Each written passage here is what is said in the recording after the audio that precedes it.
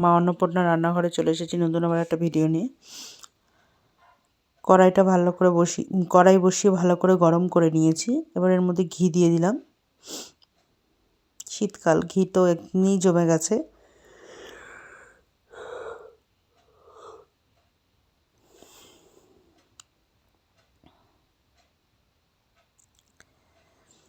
গোবিন্দভোগ চালটা আমি একটু ধুয়ে নিয়েছিলাম, ধুয়ে ভিজিয়ে রেখেছিলাম। চালটা একটু ভালো গন্ধওয়ালা নিতে হবে, তাহলে পায়েসটা আরও সুন্দর হবে। চালটা এবার একটু ঘিয়ে ভেজে নেব ভালো করে। দিয়ে দিলাম কাজু বাদাম,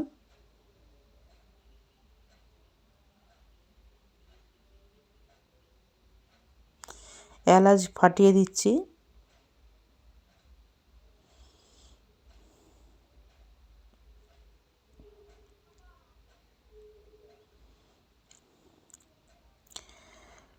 দুধ দিয়ে দিলাম।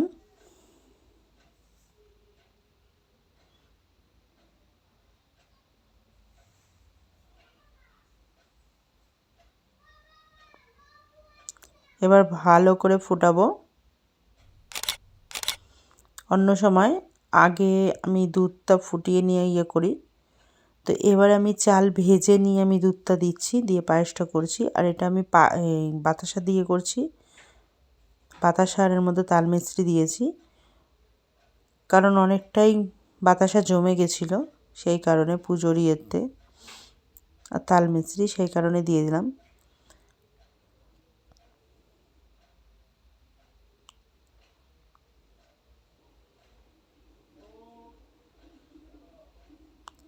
তোমরা যদি মনে করো এটা গুড় দিয়ে করতে পারো, নলেন গুড় দিয়ে, কারণ এখন শীতকাল। আমার কাছে গুড় ছিল, তারপরে বাতাসা দিয়েই করেছি। গুড় দিয়ে অন্য সময় করব, বা চিনি দিয়েও করতে পারো, কিন্তু একটু এরম করে করে দেখো, অবশ্যই মানে খুবই ভালো খাবা, টেস্টটা একটু অন্যরকম হয়ে যাবে। কিশমিশ দিয়ে দিলাম।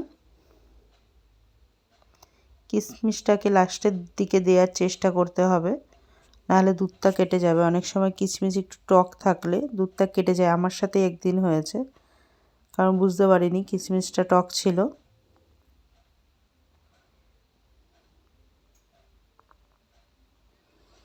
আমার পায়েসটা কিন্তু প্রায় হয়ে গেছে।